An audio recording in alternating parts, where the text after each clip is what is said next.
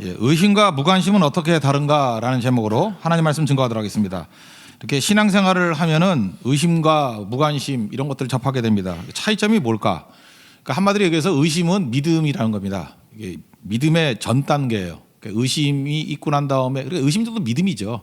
믿음이 있으니까 의심하는 거죠. 의심하다가 이제 이것이 채워지면은 굳건한 믿음이 되는 거고, 그래서 믿음의 반대는 의심이 아닙니다. 믿음의 반대는 무관심이에요. 무관심은 믿음 자체가 아예 없는 겁니다. 예, 그런 걸 무관심이라 그래요. 우리 신앙생활하는 사람 가운데 지금 이렇게 저녁 예배까지 나온 사람 가운데 뭐 무관심한 사람은 없겠죠. 뭐가 관심이 있으니까 온 거 아닙니까? 여기서 이제 의심하는 사람들이 있을 거예요. 의심은 누구나 다 있는 겁니다. 전 단계이기 때문에. 그래서 의심을 이겨서 굳건하게 되는 모습이 있어야 된다는 것입니다. 오늘 요약하면 이거예요. 의심의 단계에서 계속 머무르는 사람이 있거든요. 잘하지 않는 애하고 똑같죠. 근데 빨리 자라야 될 거 아닙니까? 나이가 뭐 20살이 되면은 20살에 맞게, 30살이면 30살에 맞게 이렇게 성장을 해야 되는데, 그 성장하게 되는 길이 무엇인가? 이게 두 가지인데, 하나는 고백하는 거예요. 잠깐만 고백하면은 성장이 빨라지고요. 의심이 사라지게 됩니다. 그리고 또 한 가지는 행동하는 거예요. 행동을 하게 되면은 이게 의심이 사라지게 되고 굳건한 믿음을 갖게 된다는 것입니다. 그러니까 뒤집어 얘기하면 마귀가 죽어도 못하게 하는 게 뭐겠어요? 일단은 믿음이 안 생기게 하려고 공격을 하겠죠. 무관심하게 만들려고. 근데 우린 그 단계 넘어선 사람이 여기 거의 다 할 거고, 일단 믿음이 들어왔으니까 이제 의심의 단계거든요. 의심이 됐다, 믿었다, 의심이 됐다. 그러니까 믿긴 믿는데 믿는 둥 마는 둥 하는 그런 거죠. 그때마다 잠깐만 시인하는 게 중요해요. 입으로 시인하는 거. 그리고 또 하나는 우리가 책임을 지면서 행동하고 순종하고 나아가는 거. 그럴 때 굳건한 믿음이 된다라는 것입니다. 그래서 우리 한국교회 교인들 참 잘하는 것 같아요. 그죠? 믿습니까? 그러면 믿습니다. 그러고 아멘하고. 사실 그렇게 추임새 같이 보이는 것들이 사실은 입으로 고백하는 거거든요. 내가 누군지를 아는 거. 그리고 또 현장에 나가서 옛날에 전도 참 많이 하지 않았습니까? 그게 굳건한 믿음을 만든 거였어요. 우리 교회 같으면 선교 현장에 나아가는 거. 그게 믿음이 굳건해지게 된다라는 것입니다. 굳이 말한다 그러면 성령께서 우리 안에 내주에 계시잖아요.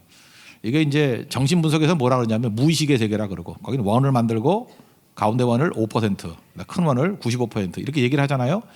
생각하고 있는 의식의 세계는 5%고 무의식의 세계가 95%라고. 이거 사실 뭐 기독교에서 말하는 성령께서 내주하는 영적인 세계라고 얘기하면 됩니다. 무의식의 세계라 그러면. 그렇게 얘기하면 뭐 제가 볼 때 90%는 비슷한 것 같아요. 거기 성령께서 내 안에 내주에 계시잖아요. 계시는데 성령이 계시는데 성령의 뜻과 내 의식의 뜻이 일치하면 아무 문제 없죠. 예, 그런 사람을 고린도전서 2장과 3장 초입에 나오는데 세 가지를 분류해요. 이것을 영적인 사람, 우리 한글 성경 번역에는 신령한 자 이렇게 번역이 돼 있어요. 이게 스피리추얼이에요. 더 스피리추얼. 스피리추얼한 것은 영적인 사람인데 성령과 내 뜻이, 내 의식이 일치돼 가는 거예요. 그러니까 뭐 어려움이 없겠죠. 이건 문제가 하나도 없는데, 아예 속에 성령도 안 계신 사람들이 있죠. 이거를 육의 사람이에요. 육에 속한 사람. 예, 고린도전서 2장 후반부에 나와요. 육에 속한 사람은 뭐 성령의 일을 백날 얘기해도 알아듣지 못한다. 이게 무관심 정도가 아니라 감각이 없기 때문에. 그러니까 우리 예수 믿는 사람들은 육에 속한 사람은 아니겠죠. 근데 거기 3장에 넘어가면 독특한 표현이 나오는데 육신에 속한 사람이 나와요. 그러니까 육신에 속한 사람은 뭐냐 하면은 속에 성령은 계시는데 자기 의식이 이걸 일치하지 않아서 의심의 단계로 계속 머물러 있는 사람이 있죠. 이걸 성경은 육신의 사람 이렇게 얘기를 해요. 그러니까 이게 뭐 무지하게 헷갈리는 거죠. 그죠? 이게 완전 갈등이 일어나고 어려움이 있고, 그리고 죄의식도 많고, 내 안에 성령이 계시는데 하나님의 뜻을 아는데 내 몸은 딴 데로 가고 있어요. 그럴 때 그거는 육의 사람은 아니고 감각은 있으니까 육신의 사람이다. 그래서 그 육신의 사람은 사실 의심하는 사람하고 똑같은 거예요. 오늘 여기서 나오는 도마의 모습이 육신의 사람 정도쯤 되는 것 같습니다. 그런데 이거 이기는 방법이 뭐죠? 나의 주 나의 하나님 그러잖아요. My Lord, my God. 그죠? 이렇게 나의 주님이고 나의 하나님이십니다. 이게 도마의 위대한 고백. 시인했지요.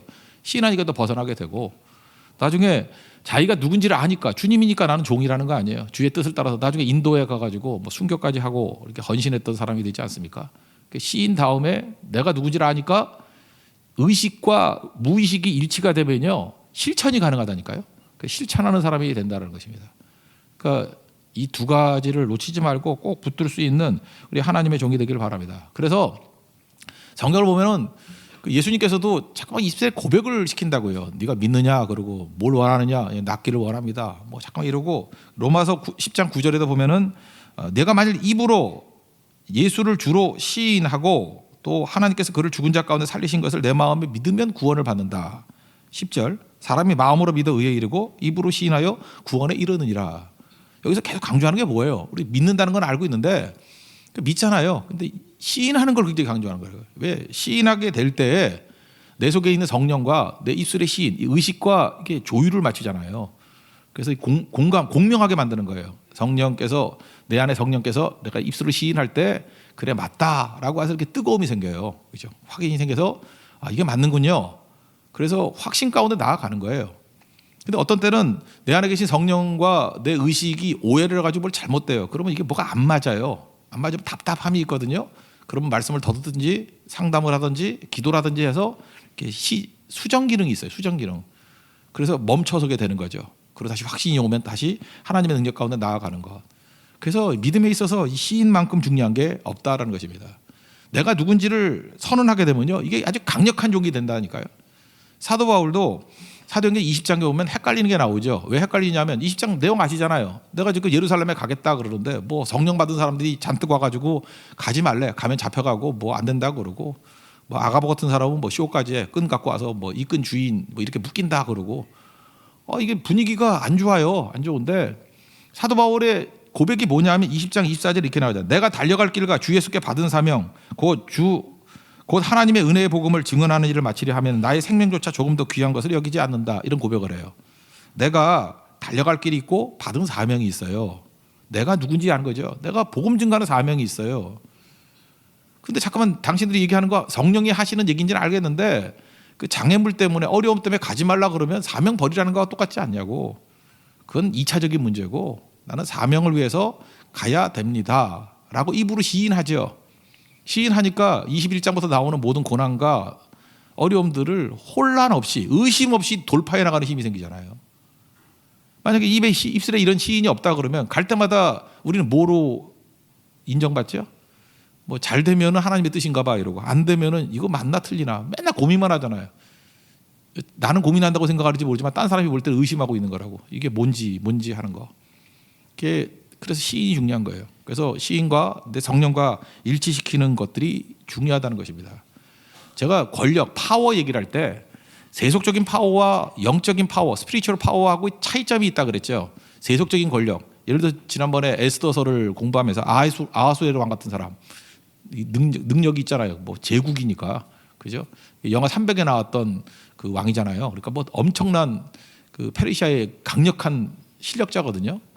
그러니까 어마어마한 힘인데 이거를 영적 능력 이렇게 얘기하잖아요. 세속적 능력이에요. 세속적 능력은 뭐냐 하면 지가 무슨 결정을 내리긴 내리는데 모르고 내리는 거예요. 모르고. 전체를 주관하시는 건 하나님이 주관하시는데 진짜 뭣도 모르고 내리는 거예요. 잠이 안 오는 거 잠이 안 오는 줄 알아. 커피 마셔도 안 자는 줄 알아. 하나님 못 자게 만든 건데. 그리고 자기가 역대 일기를 읽는다고 생각해요. 아니에요. 하나님께서 역대 일기를 읽게 만드신 거예요.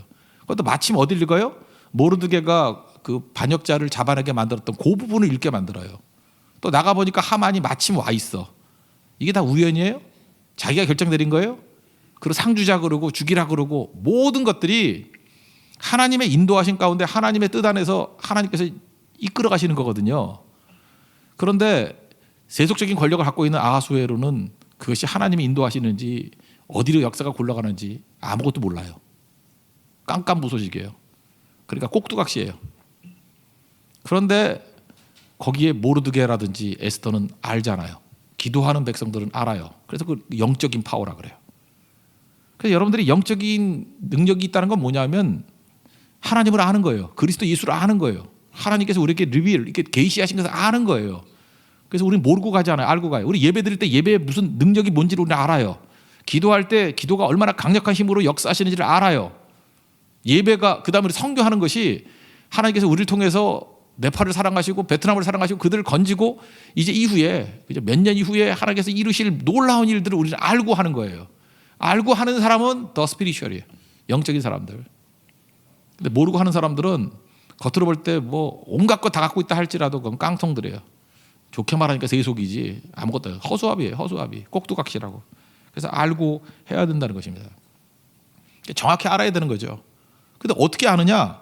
아까도 얘기했잖아요. 시인할 때 알게 되고요. 공명하니까. 실천할 때 알게 돼요. 이렇게 행동하게 될 때 알게 된다니까요. 그러면 우리에게 이 도마같이 이게 생각에만 머물러 있어요. 그러면 시인도 안 하고 실천도 안 하고 그러면 생각만 있겠죠. 근데 우리는 생각한다고 하는데 사실은 그 생각이 다 염려 근심이고 주로 부정적인 걸로 간다니까요. 그러니까 도마 보세요. 이렇게 생각만 많이 하잖아요. 행동을 안 하고. 생각만 자꾸만 하니까 체념적이 돼버리고 나중에는 허무주의적으로 흘러가요.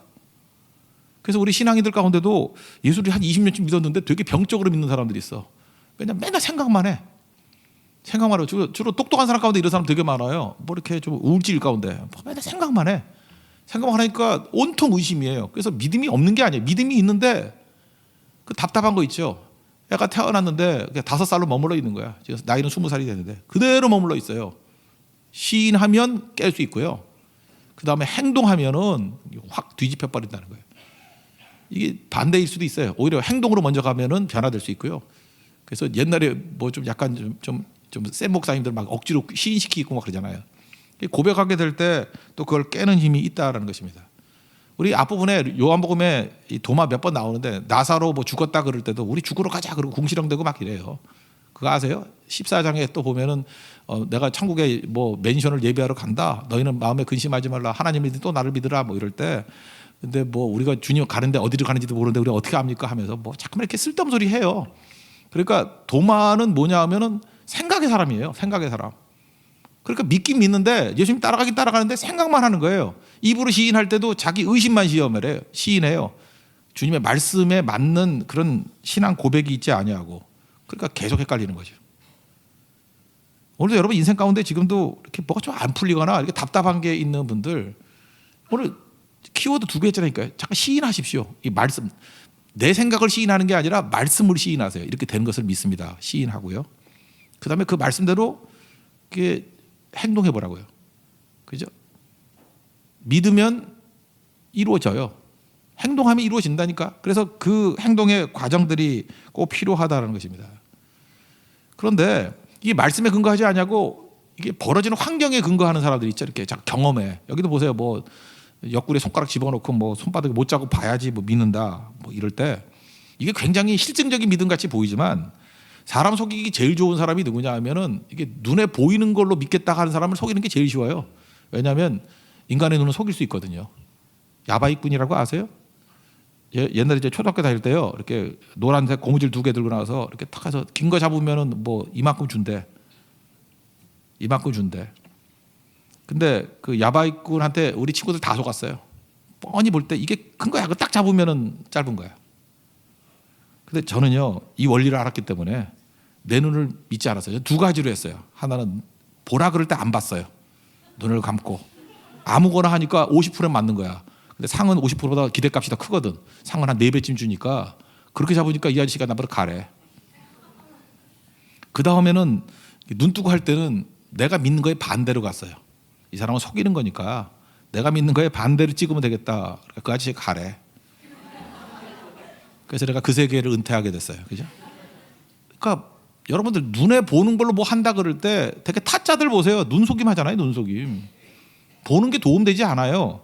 그래서 실증주의자들이 있죠. 내가 뭐 봐야 믿겠다. 뭐 분명한 뭐 근거가 있어야 믿겠다. 이럴 때 예수님이 그러잖아요. 네가 본고로 믿느냐? 보지 않고 믿는 자가 복이 있다. 본고로 믿느냐? 이거 무슨 뜻이에요?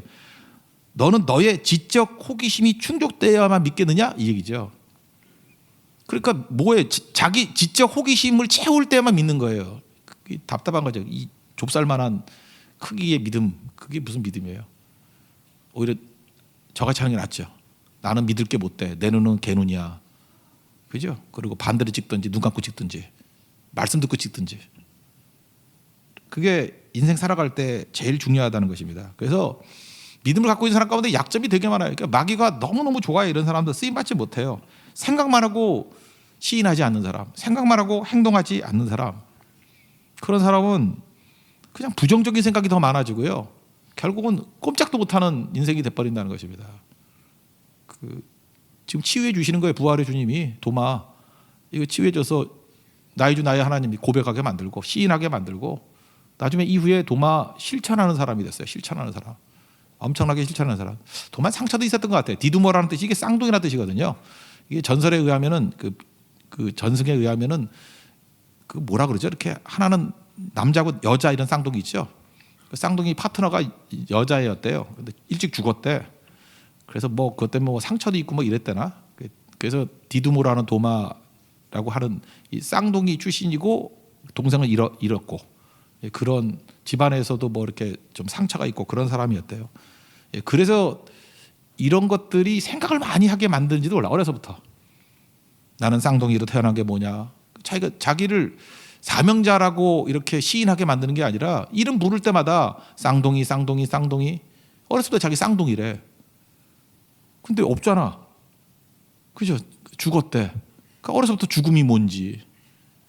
근데 옛날에 뭐 과학이 발달하지 않을 때는 왜 쌍둥이인데 왜 반대로 또 여자일까? 여러분 그런 거 궁금하지 않아요? 나만 궁금했나? 내가 도마 같은가 봐. 그죠? 그래서 이게 고민하다가 이 사람은 생각으로 굳어진 사람이에요. 그래서 입술로 시인도 못하고 잠깐 부정적인 얘기만 나오고 행동을 못하니까 이 꼴 되더라는 거예요. 그러니까 우리 가운데 이런 도마 같은 쌍둥이들이 되게 많아요. 이런 비스무리한 사람들. 그때는 말씀을 입으로 시인하고요. 행동하게 될 때 능력 가운데 서게 된다는 것입니다. 내 속에 있는 것을 시인하면 부정적인 것밖에 안 되잖아요. 의심을 시인해서 뭐 할 거예요? 그죠? 그 의심은 표현할 수도 있지만 하나님 말씀을 들고 나가야죠. 말씀을 들고. 그 뼈암이라는 게 있대요. 뼈에도 암이 생기는가 봐요. 그죠? 혈압 데 암이 다 생기는 것 같아. 어떤 청년이 뼈암을 앓았는데 그래서 다리를 잘랐어요. 그러다 보니까 원망도 생기겠죠. 증오, 뭐 절망, 원망. 그래서 이게 이런 중환자들이냐 이렇게 잘라내고 뭐 암 환자나 이런 사람들은 제가 그런 얘기 들어봤어요. 그 암 환자들의 대부분이 우울증이 같이 온다고.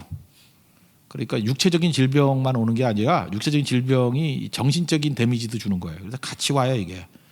같이 와서 이렇게 뭐 심리치료사 같은 사람이 있는가 봐요. 이렇게 뼈암 때문에 다리를 잘라내고 그래서 심리치료를 받고. 그러니까 이 사람이 이제 심리치료자는 뭐 또 기법이 있는가 보죠. 그래서 뭐 크레용 가지고 이렇게 네 마음을 화병으로 표현해봐라. 그랬더니 화병을 그리는데 새까만 걸로 그리더래. 새까만 걸로. 어떻게 화병이 새까만 게 있나? 그러니까 마음이 어둡다라는 걸 보이겠죠. 그러면서 여기저기 금이 간 모습을 보이더라는 거예요. 이렇게 새까맣게 칠하면서 금이 가게. 그러니까 깔끔하게 한 것도 아니라 여기저기 금 가게. 그때 그 심리치료가 그랬잖아요. 이 그림은 완성된 그림이 아니네요. 그러면서 금이 간 곳을 가리키면서 여기 봐요. 여기서 빛이 들어오네요. 라고 하면서 노란색 크레용으로 거기 빛이 들어오게 딱 그렸대요. 아, 내가 미술 화가 있으면 내가 그려줬겠는데 무슨 일인지 알겠죠?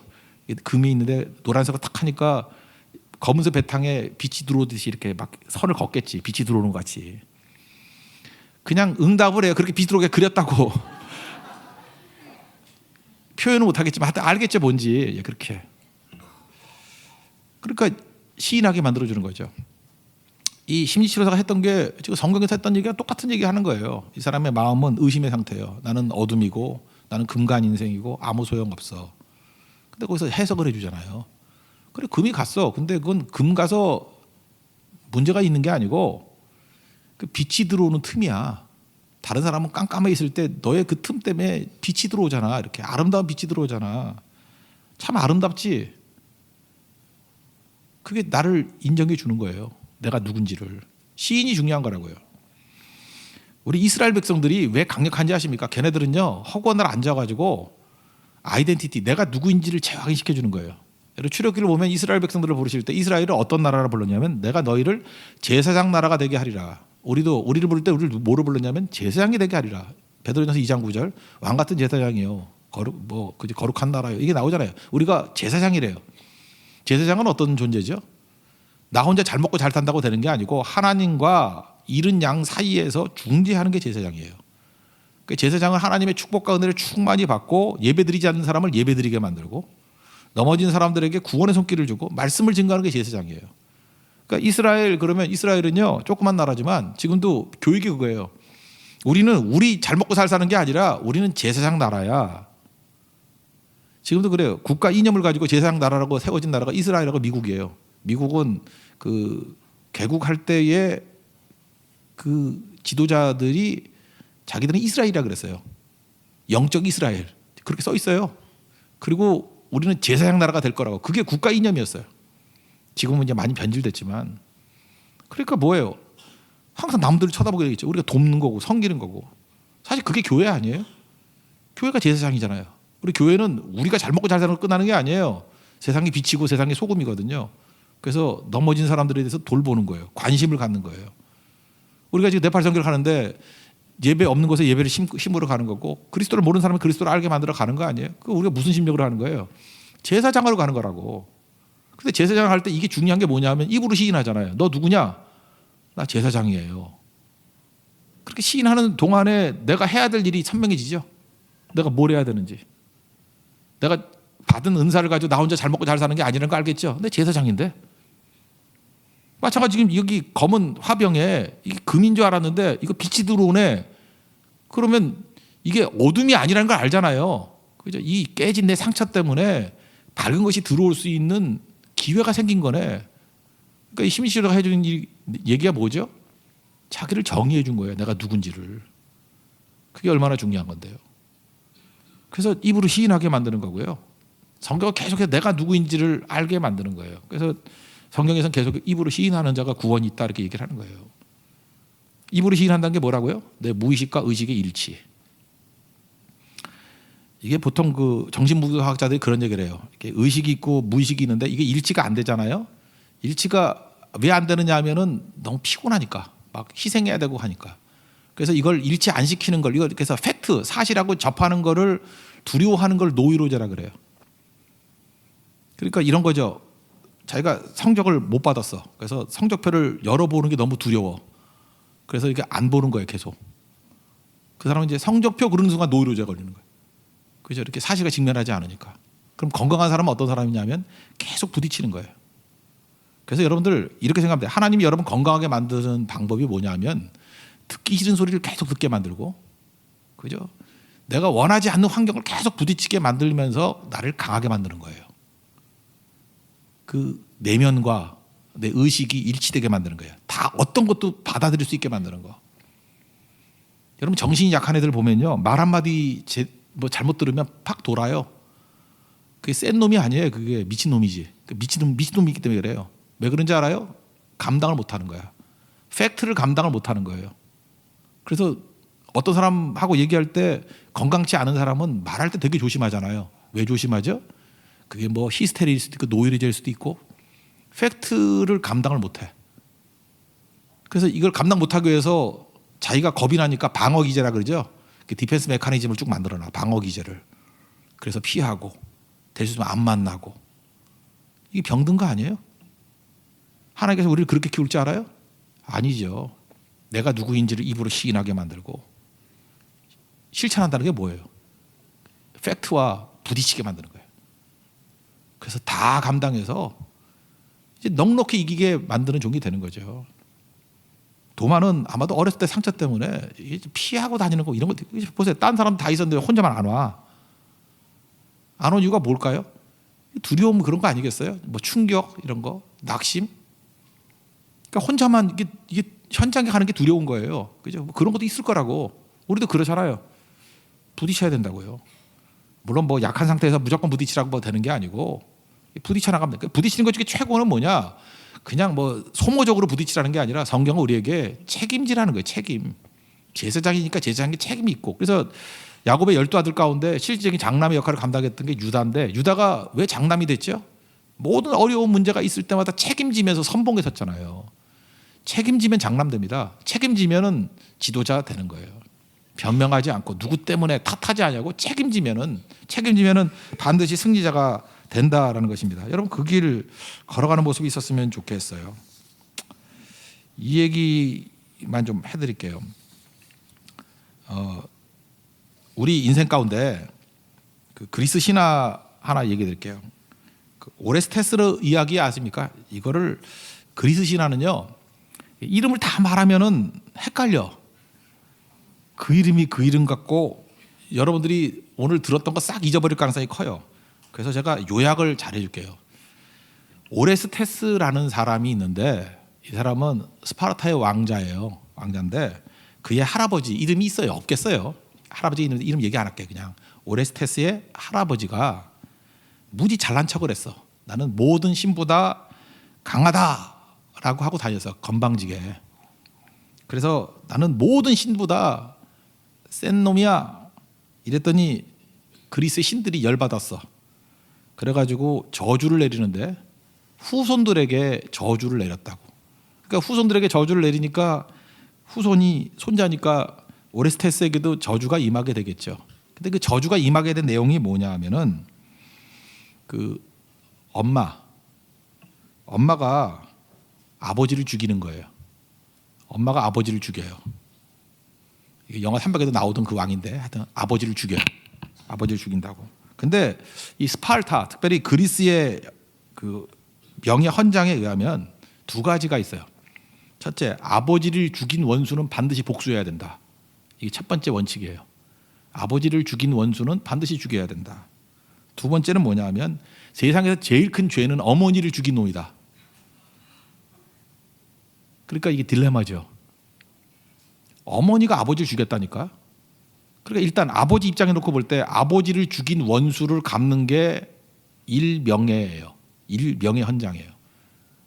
그럼 어머니를 죽여야 되잖아요. 아버지를 죽인 게 어머니니까. 그래서 첫 번째를 수용하려고 그러면 어머니를 죽여야 돼. 근데 두 번째 내용이 뭐예요? 이 스파르타에서 제일 큰 죄는 어머니를 죽인 놈이야. 그러니까 1번을 따르면 2번이 걸리고 2번을 따르면 1번이 걸리고. 근데 결국은 고민하다가 어머니를 죽여요. 어머니를 죽여요.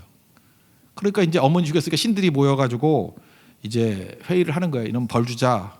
그래가지고 죄를 물어가지고 영어에서도 그 뭐 퓨리라는 게 뭐 공포, 두려움 이런 거잖아요. 퓨리스라는 그 괴물이 나타나가지고 이것도 참 묘한 게 뭐냐면 자기 눈에만 보여. 괴물이. 딴 사람 눈에 안 보이고.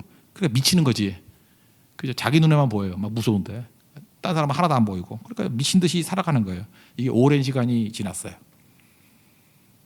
그래서 나중에 시간이 지나고 난 다음에 다시 이제 한 번 더 판결을 하는 거예요. 내가 이제 오랫동안 고통당했으니까 이제 풀어주세요. 그래서 또 신들이 모여가지고 오레스테스하고 이렇게 대화를 나누는데 요 사람 신은 얘기해야 되겠다. 아폴로라고 알죠? 아폴로 신이 나와가지고 이제 도와주는 거예요. 사실은 내가 모든 상황을 조작했어. 그 오레스테스는 잘못 없어. 내가 그런 거니까 이제 용서해 주자. 뭐 이런 식의 얘기를 아폴로가 얘기를 했다고요. 근데 오레스테스가 아폴로 얘기를 정면으로 거절하면서 아닙니다. 무슨 소리입니까? 제가 잘못하고 제가 죽였습니다. 내 책임입니다. 그랬더니 거기 모여있던 신들이 깜짝 놀라서 자빠졌다는 거 아니에요. 이제까지 판결 내릴 때 내 책임입니다라고 하면서 책임 전가 안 하고 변명 안 하고 나온 유일한 사람이었다라는 거예요. 그래서 신들이 일어서 가지고 기립박수 치면서 훌륭해 하면서 그죠?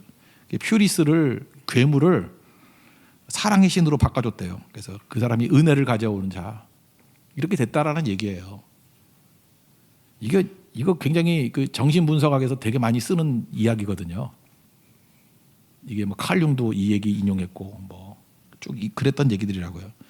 근데 이게 사실 기독교 메시지하고 똑같은 얘기 아닙니까? 우리가 언제 건강해져요? 이 내용에 의하면요, 우리가 누구를 비난하고 누구를 탓하고 누구를 원망하면요 계속 정신병 걸려 있는 거예요. 우리 사회가 좀 그런 것 같아요. 맨날 누구 탓해, 누구 탓하고 누구 때문이라고 누구 비난하고 그러면은 집단적 정신병에 걸려 있는 거예요. 근데 언제 치유가 되느냐? 여기 중요한 메시지예요. 언제 치유가 되고 언제 건강해지느냐? 오리스테스 같이 변명 안 하고 아폴로가 도와준다 할지라도 아닙니다.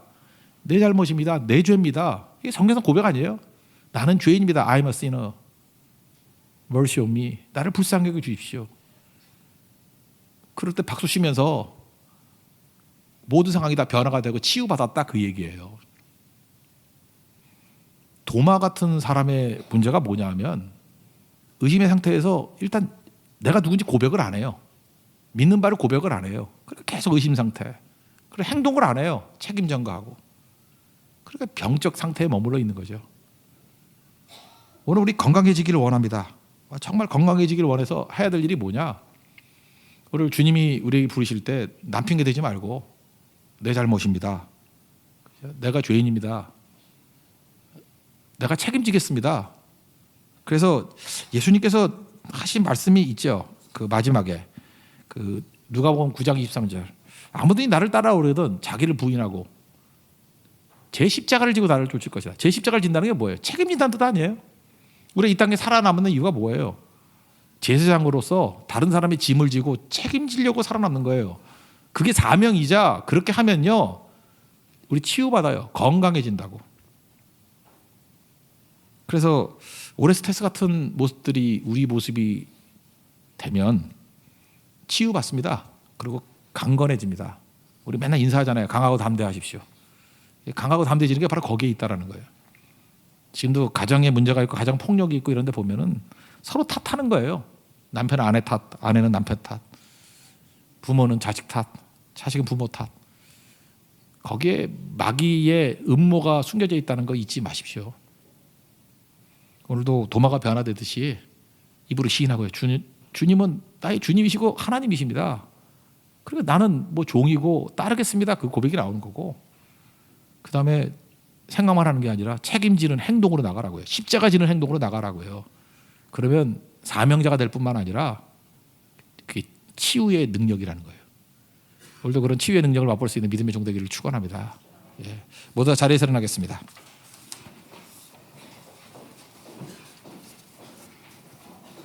너무 멀리 왔나요? 찬양하겠습니다.